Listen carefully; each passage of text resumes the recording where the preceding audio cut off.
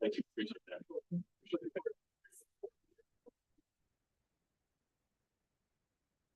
I can go. See ya.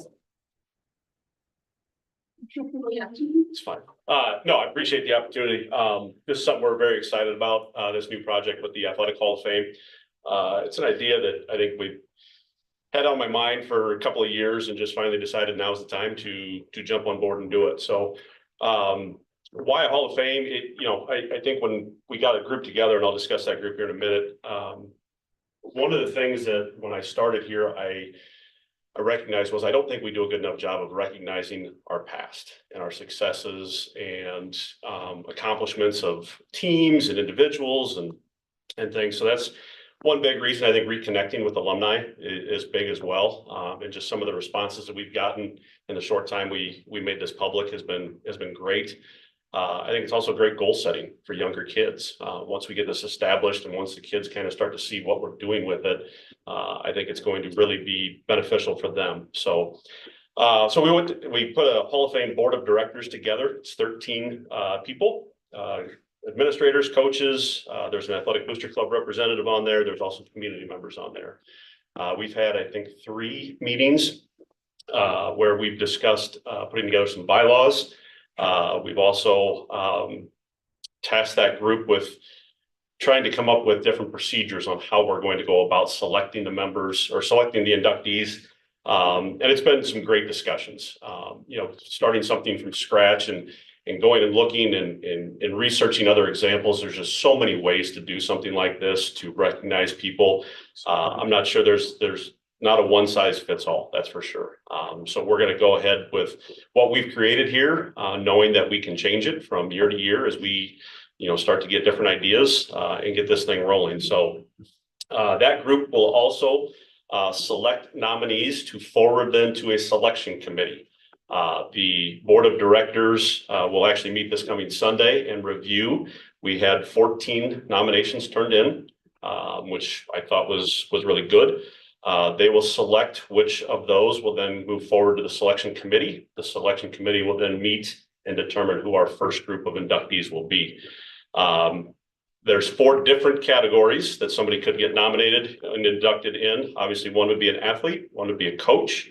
We could have a team selected and a distinguished service as well, which would be like a volunteer type of position.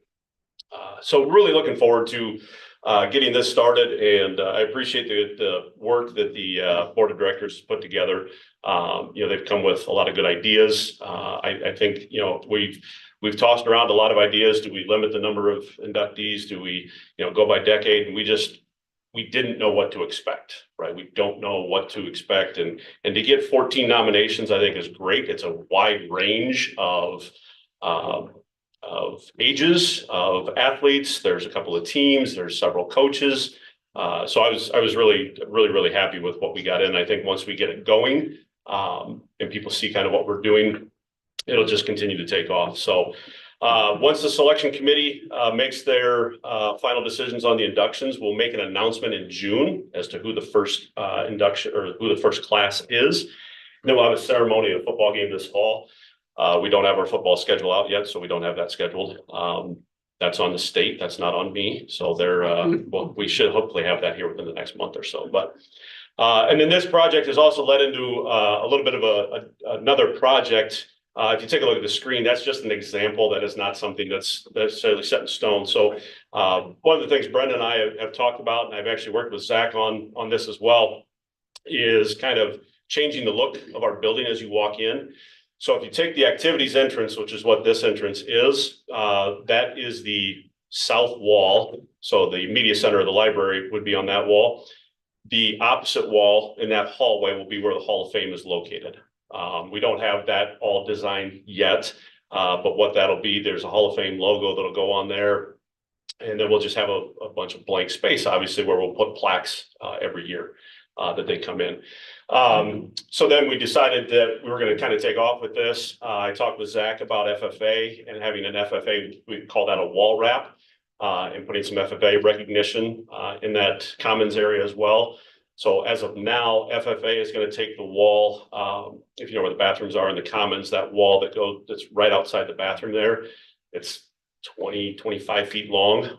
So that'll be the FFA wall wrap. We're also going to do a fine arts one. And then Brenda's working on an academic wall wrap as well for the entrances to the building. So, you know, what kind of started as this Hall of Fame, and that's what this is about, has kind of led to, I think, what's going to be kind of an exciting, different look to the high school once we get it all done and ready to go. So that's really all I had, unless anybody's got any questions or comments that I can answer. I just had a question. When you were saying that they could be 4 categories, are you saying that every single year you will definitely have 4, or every year you're going to evaluate and then choose between the 4? So we can have multiple of each category each year. That's just going to depend kind of on who gets nominated and how we feel that would fit. One thing we discussed was possibly limiting it to 1 team per year. Doesn't mean that we would have a team each year, but we wouldn't necessarily have, or we wouldn't have multiple teams per year. But we could have 1 coach, we could have 4 coaches, we could have 1 athlete, we could have 3 athletes. That's just, we're going to wait and see what we get.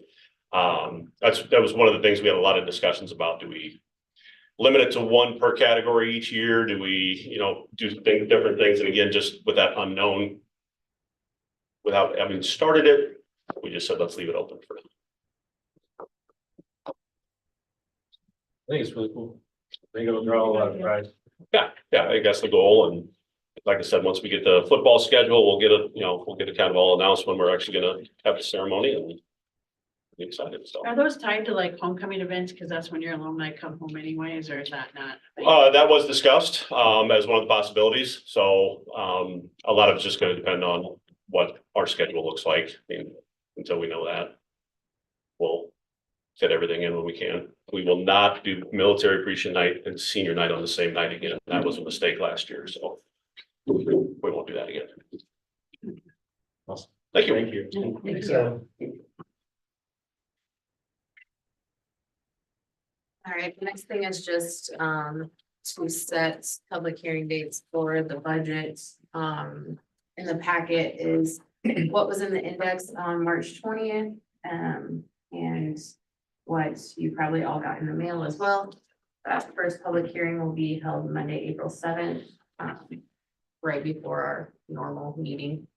And then public hearing number 2 will be held Monday, April 21st, at our normal meeting. And the budget amendment for fiscal year 25 will also be at that April 21st meeting. As of now, still no SSA set, so not really anything to update you on as far as what I presented last meeting. So on that document and for purposes so far, SSA's being set at that 2%. So prelim tax rate 13.1054. Last year was 13.0885. So a slight increase due to increase in property and liability insurance levied through the management fund for the most part, and the budget guarantee. Right, I think that means, all right, the second reading of policy 603.1A. We want to open with discussion of it. Running on anything or? In addition to what I noted last meeting, I think it's important that we understand how this is going to affect the students in this class. Just as a business perspective, I think it's a slippery slope to walk down when you're changing something for what we're calling an anomaly or a one-off. So changing a policy for 1 year it's a little iffy to me. But in addition, I think it's important that we understand the numbers, especially for this year, to make sure that our students' education is first and foremost before our budget, especially because at this point we have a surplus. Yeah, I think it's important to with I guess is it just a 1 year off, or I guess my understanding was to I would like this policy to be maybe flexible to reflect like the needs of the grade, like you're saying, but also to like reflect budget too, and like what is fiscally something we can do, and because we just don't always know like what the budget might have and what room. So I kind of thought the wording of the language was changing so that we could be a little bit more flexible with English only, I guess, that's how I kind of understood it, but. And that it would just kind of be like something we could have set for the future, so we're not locked in, and that we could use by distraction, like, you know, advice from the teacher, from the principals, from the superintendent, because I don't have kids that young anymore, so I would have to rely on other people, so just to have that flexibility to use other judgment, I guess how I read the change. I think the scary thing at this point too is that at that level of first grade, it's such an important level of, you know, reading development. And it's just to chance pushing a bunch of kids into one class. It seems a little dire. I guess excuse me. I kind of look at it more from the flexibility side as well, just because we're changing this wording doesn't mean that, you know, we're only going to have one class this year. It should be looked at every year, should have the, you know, advice of administration, teachers, because the financial part is a really important part that we have to look at every year too. So it just provides the flexibility to look at it every year. I guess that's kind of how I'm looking at it at this point. Yeah, that's kind of how I'm looking at it too, is adding the flexibility. I like these policies to allow us to operate without being too constrained. At the same time, I do like some level of safeguard so that, you know, Sean wants to go crazy and throw 60 kids into a classroom. He's not within his right to do so. And this would allow him to do that, right? Obviously, we wouldn't do that, but, you know, we gotta be careful not to leave it too open either. So I think maybe what I would like added in, and maybe it should have been added to the other segments as well, is having some sort of cap, having some sort of, if it's beyond this size, then we have to approve it. Because we might say, you know what, 27, 28, 29 students is the right number. We're okay with that 10 years from now or whatever. The situation may have changed by then. And the board can then ad hoc approve that situation. I don't know, but I do worry that, you know, with a classroom, you know, having a ton of students in it, especially the young ones, it's tough having a lot of really young ones in the same room. Yeah, I worry a little bit about that. Yeah, I'll just say, I'll go back to the beginning of this. Kirk and I were talking and he realized, or brought to my attention, there's a very small class. And at the time we talked, I believe, the time we spoke, I think there was about 63 kids. And so knowing we're gonna have, like, at that time, when we spoke, this is about a month ago and things changed, right?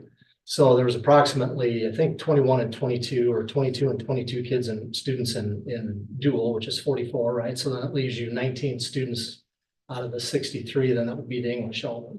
So when we looked at do we go with 2 or 1, we would never break down a class of 19 kids and go 10. We just never, we would never do that, never.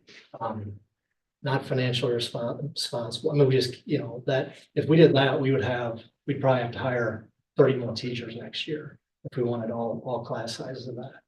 So at the time we spoke about this and we just, that this could potentially happen, you know, now we could gain more students, we could gain 10, we could lose 10, you know, we don't know where that's heading. But this board policy handcuffed us in that if we do lose students and let's say we get down to 18 students or 17 kids in that grade for that English only, we would have to still break that down. So we have 8 and 9 kids, or, you know, it handcuffs us from that aspect. We also talked about, maybe this is a moot point. Maybe we're gonna, by the end of the year, we'll have, you know, students changing their mind about dual, students getting retained, maybe students skipping, whatever it is, students moving in. We could be up to 26, 27, 28, and that's a moot point. We won't need to use this clause that I'm suggesting we add in. We always have autonomy. We always have subjectivity when making our classes. Kirk does it every year. Brenda does it every year. Vicky does it every year. We don't have policies so specific that tell Vicky, Kirk, and Brenda exactly here's how many EL kids you can put in a class. Here's how many special ed you can put in a class. Here's how many 504. Here's how many you know, We don't have that. They work with the staff, they know the children, and they use their judgment to create the best classes we can for our staff. We don't want to set any of you up for failure. So this was just strictly a proposal, should it happen that this class stays very small. Now, in talking with Kirk lately, it's honestly a moot point. We're going to divide it into, as of now, as we look at the numbers, things have changed just in a month. That's how quickly these things change. So we're not kicking, we're not putting to aside responsibility of our students and setting our students up for success. We are just strictly looking at this from numbers. Should this class stay very small, instead of having to separate that English only into, 9 and 10 students, we just roll a class of 18, 19, 20, as we would in any other grade level at any other time. But with that said, I mean, first thing Kirk and I talked about is how many, first question I asked him was how many special ed kids would be in this if we only had one? How many EL kids would be in this should we have it? How many behavior kids would be in this class should we have to do that? So these are the things that we consider when forming every class we form throughout the district from pre-K all the way through 12. I don't want to speak for Brendan and Vicky, but I know in just conversations I've had, they always do their best to balance these classes out and set teachers up for success, set our students up for success. We would never put, 18 special ed kids in one class with 2 gen ed and go, okay, sorry, teacher, this just, we just wouldn't do that. We have to divide that then at that. Can I ask you a question for clarification? Sure. So those numbers, preschool, kindergarten, the numbers beside it, when is that number determined? Because, I mean, you could start first grade with 22 kids and then 5 move in. You're not going to hire a teacher for those extra 5, right? So Right. when is that considered as a cap? And those are the guidelines, board approved guidelines. And so when they're looking at these numbers in the spring, they're trying to do their best to adhere to those guidelines. I don't know if that answers your question. I just wonder, I mean, because technically we're saying those are our caps, right? Guidelines. It's just guidelines. So you could have 24 and Could. we'd be fine with that. But then what if 8 more kids move in or 6 or whatever? I'm just saying, like, Yeah. at what point do you then have to divide a class into 2 classes? I don't know if you could do a mid-year hire, you could post during the year, you could add a paraeducator to a class for extra support. I mean, you could have I guess a year where all of a sudden, you get 15 move-ins in one grade. I mean, I don't think that generally happens. I don't know, what have you seen, Kirk or Dawn, as far as? The last 2 addressing years, that? the most that we've seen is we saw 9 move in 3rd grade last year. Now some went to dual because some were newcomers to the country.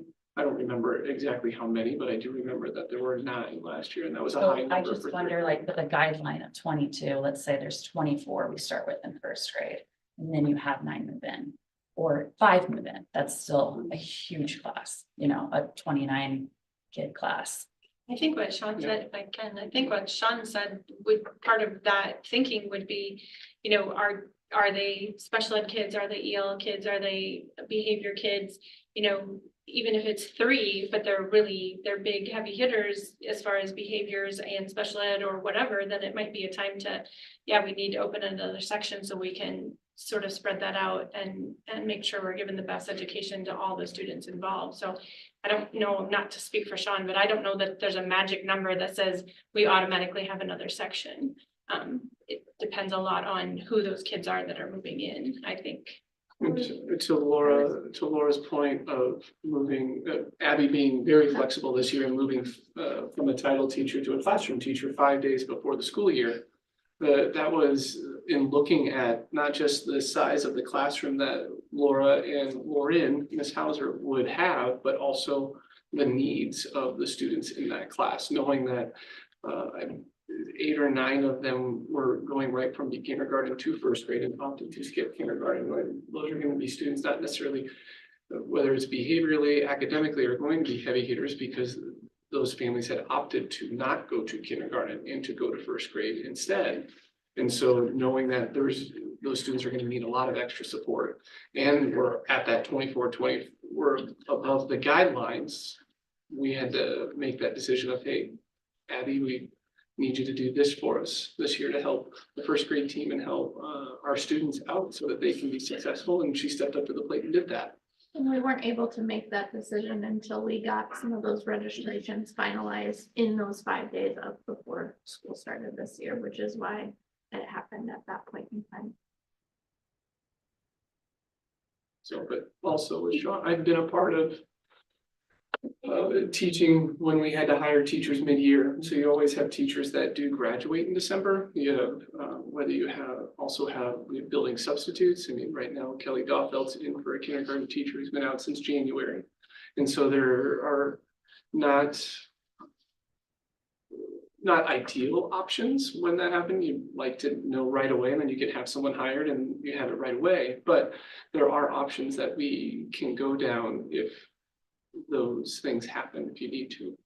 I didn't want to give up a title teacher. I wanted to have, would love to have 3 and not have to worry about that and have those 8 kindergartners be in kindergarten where they were, we had recommended that they go, and then everything would have been totally different. This conversation would be different right now. We have 3 title teachers, but we are adjust and are flexible and to meet the needs of our students as best we can. Ed, talking to the air. Ed, did you have anything you would add?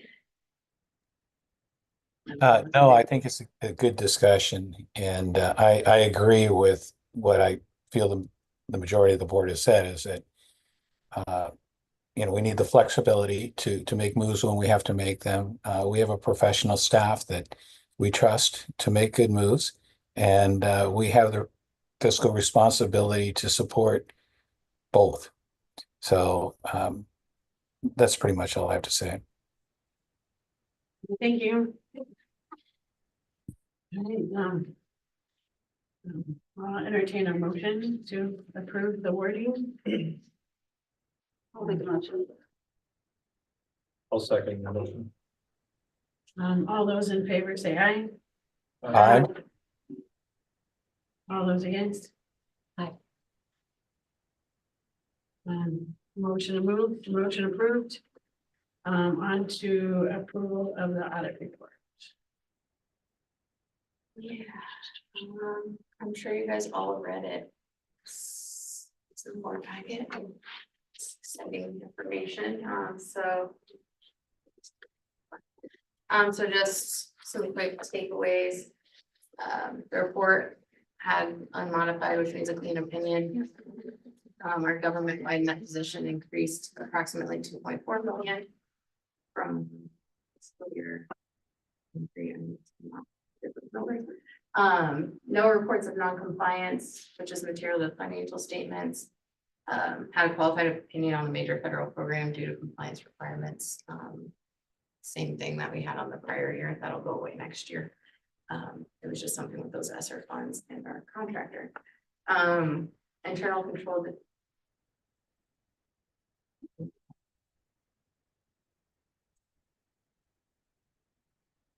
Internal control deficiency over, I think that was last year's. Sorry, certified enrollment overstated by 1 student due to student being resident in another district. And our expenditures, I'm really sorry, I think I updated the wrong one. From last year's packet. Most of that stuff's all the same, but there were no internal control deficiencies. And we understated certified enrollment by 1, just due to some students moving in and out. I have the right audit report in there. I just don't know what I did with those notes. Anybody have any questions over the audit? So these are just the things they found and we just go over them and that with this. Yeah, we have to, each year we have to approve the audit report from the previous fiscal year. Is that, I mean, I know you always have an audit, but those about the numbers you expected, is that like pretty much what you thought would? Yeah, Nothing was nothing surprising. surprising. Everything's clean.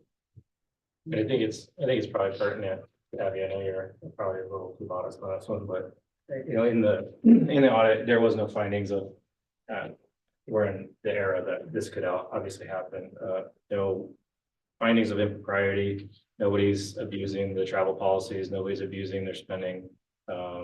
We're not using categorical funding improperly, any of those type of things. Those are very important because that can get you in a lot of hot water really fast. And those are kind of our risk points, I guess I'll say, to, the money, we tout ourselves as being very fiscally responsible in this district, and the balance currently shows that. But that can go very fast if you've got a leak, and we don't.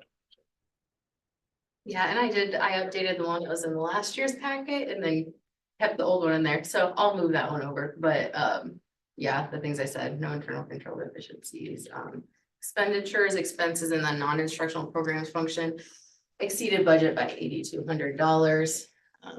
That's just great. It's not a big deal. They just put it on there, but it just is frustrating for me when it's that close. It goes over. Otherwise, everything else goes fine.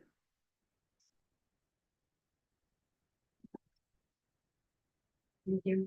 And I would just concur with what Jake said. I mean, Abby does a great job, outstanding job, and, we do a review afterwards with the auditors and a very clean report. I mean, they're always going to find some little things to put on there, but extremely clean report, so kudos to Abby on that.